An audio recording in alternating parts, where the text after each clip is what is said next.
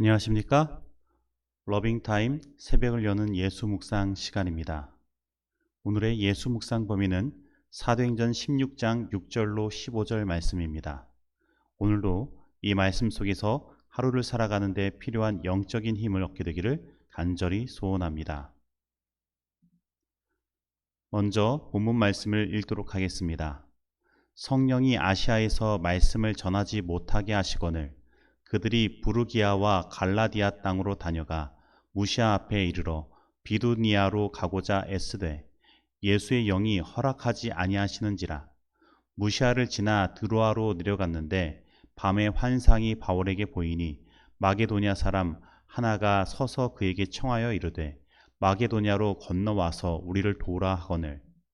바울이 그 환상을 보았을 때 우리가 곧 마게도냐로 떠나기를 힘쓰니 이는 하나님이 저 사람들에게 복음을 전하라고 우리를 부르신 줄로 인정함이로라.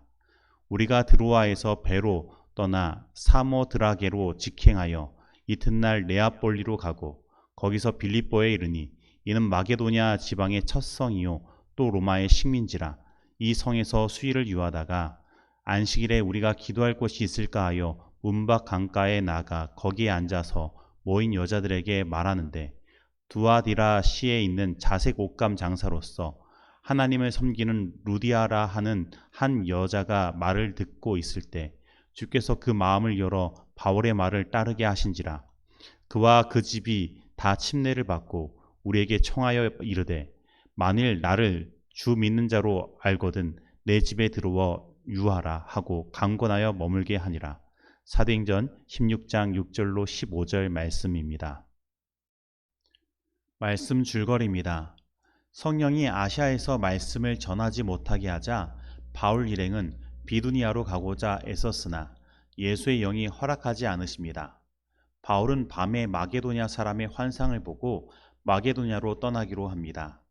드로아에서 배로 떠나 빌립보에 이른 그들은 바울의 말을 따르는 루디아를 만나고 그와 그 집이 다 침례를 받습니다. 바울은 그의 2차 선교 여행에서 그 나름대로의 계획을 가지고 있었습니다.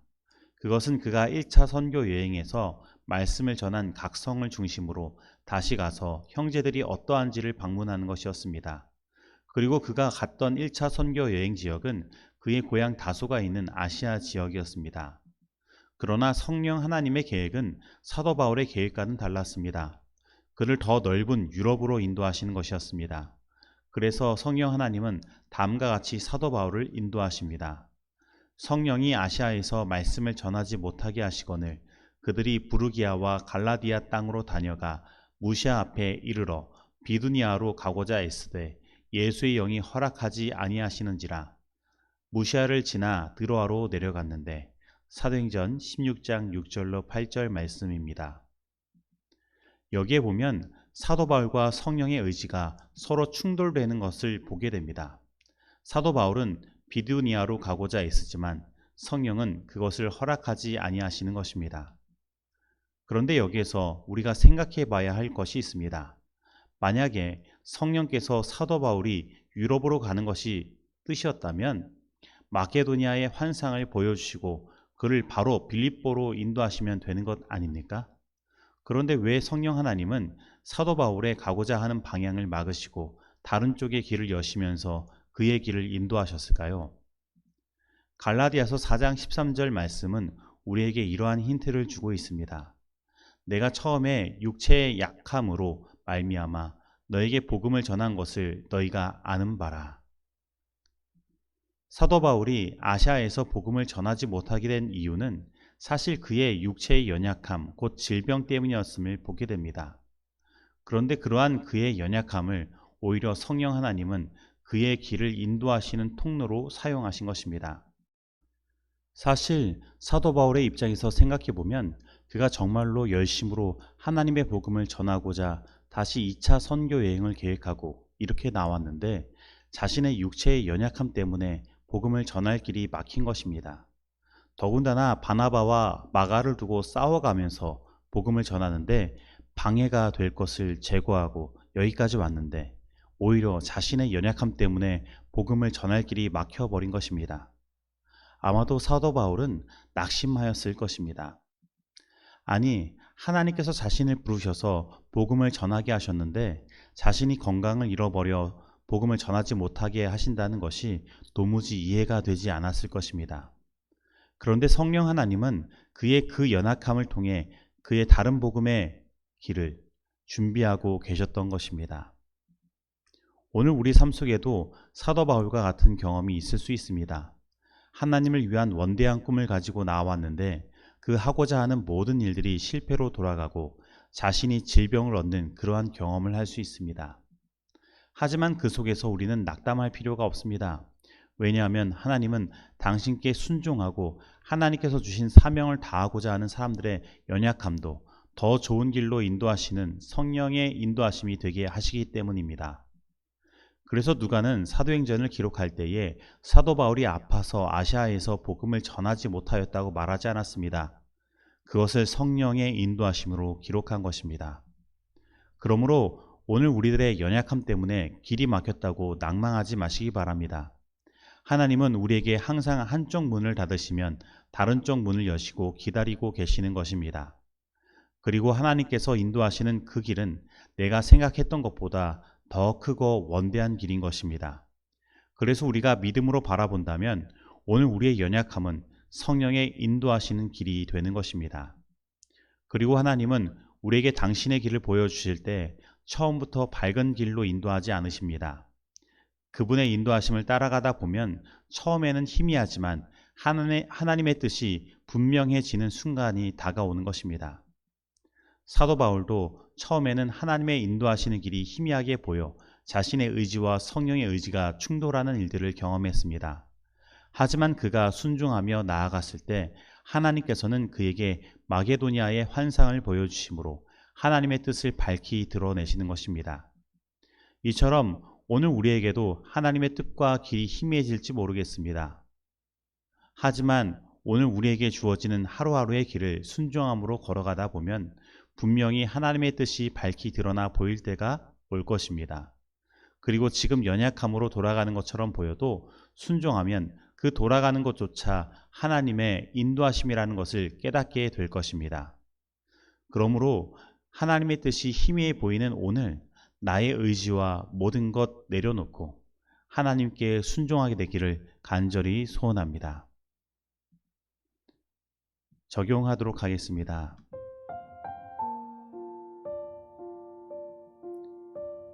오늘 나는 나의 의지와 성령의 의지가 충돌할 때 어떻게 하고 있습니까? 오늘 나의 연약함 때문에 일이 그르친 것처럼 보이고 멀리 돌아가야 한다면 그때 내가 가져야 할 믿음은 무엇입니까? 오늘 하나님께서는 나의 인생에 어떠한 문을 닫으시고 또 어떠한 문을 여셨습니까? 오늘 하나님의 뜻이 희미하게 보이는 순간에도 나는 믿음으로 순종하여 한 걸음 한 걸음 나아가고 있습니까? 다 같이 기도하시겠습니다. 하나님 아버지, 때로는 저희 삶 가운데 하나님의 뜻이 너무나 희미하게 보이지 않을 때가 있습니다. 그래서 한 걸음 한 걸음 내딛는 것조차 힘들 때가 있습니다. 성령의 의지와 나의 의지가 충돌하여 길이 막힌 것처럼 보일 때가 있습니다.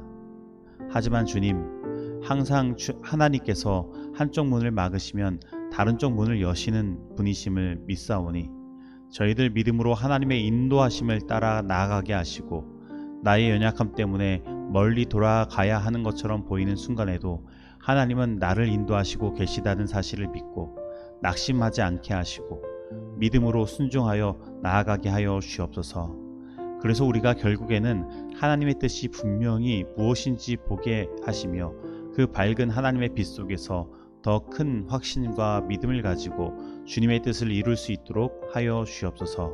이 모든 말씀 예수님의 이름으로 기도드립니다. 아멘.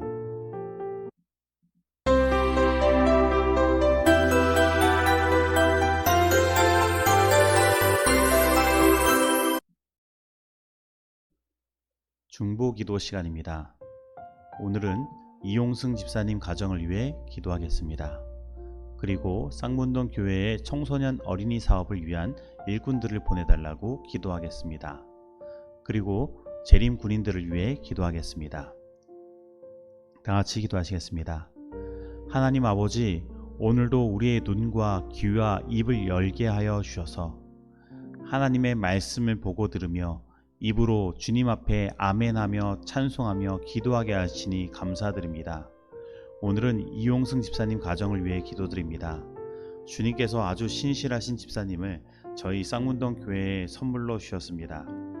언제나 주님 함께 하시고 건강 허락하셔서 이 신실한 집사님의 발걸음이 끊이지 않도록 하시고 집사님의 마음 가운데 있는 모든 소원을 주님께서 들어주셔서 모든 근심이 사라지고 하늘의 평안을 얻게 하여 주시옵소서. 이 가정에 이승호, 이승영 두 자녀와 사위 김종옥, 외손녀 김다미가 있습니다. 이들에게도 함께하여 주셔서 하나님의 살아계심을 바라보게 하시고 예수님을 통하여 이루러 오는 참된 구원의 기쁨을 날마다 느낄 수 있도록 하여 주시옵소서. 그래서 인생을 살아갈 때에 인생에 참된 도움이 되시는 하나님 때문에 모든 어려움들을 이겨나가게 하시고 하나님의 형통케 하심으로 모든 일들이 잘되게 축복하여 주시옵소서.